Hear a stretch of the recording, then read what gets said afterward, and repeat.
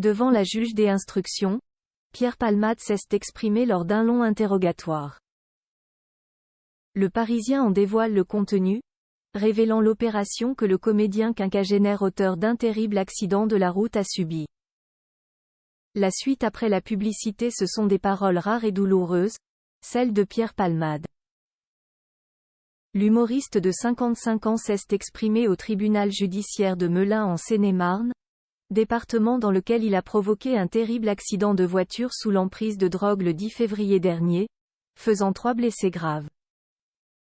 Le Parisien a eu accès à l'audition, des propos exclusifs, de l'homme qui faisait, il y a un temps, rire les Français.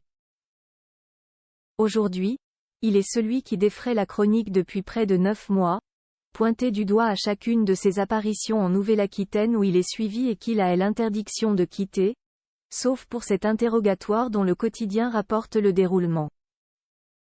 Le journal révèle ainsi une précision sur l'état de santé du comédien. En effet, lors de son passage au tribunal judiciaire de Melun afin que la juge des instructions en charge de l'enquête puisse l'entendre une ultime fois 7 mois après la mise en examen sans jamais l'épargner, Pierre Palmade a parlé avec une diction hésitante, séquelles temporaires d'une opération de la carotide visant à prévenir une récidive des AVC, lui qui en avait fait un 2 semaines après les faits, ce qui explique pourquoi il n'a pas été mis physiquement en prison.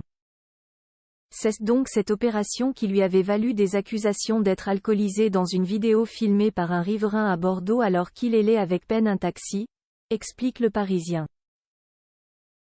Un interrogatoire en huis clos pour Pierre Palmade avant le procès, des difficultés d'élocution que Pierre Palmade doit surmonter pour pouvoir vider son sac devant la juge des instructions, épaulé par son avocate Céline Lazec et de sa collaboratrice.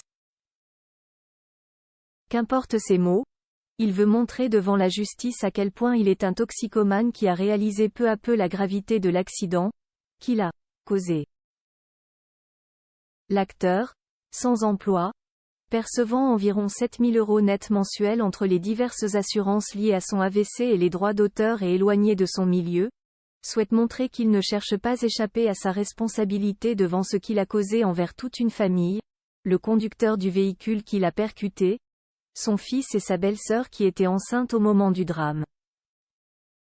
Un huis clos avant l'audience publique, perspective qui le terrifie, dans le cadre de son procès, lui qui est mis en examen pour homicide, qualification qui pourra être modifiée en raison de la mort in utero de l'enfant porté par la passagère, et blessures involontaires par conducteur ayant fait usage de produits stupéfiants en état de récidive légale. La suite après la publicité. La suite après la publicité.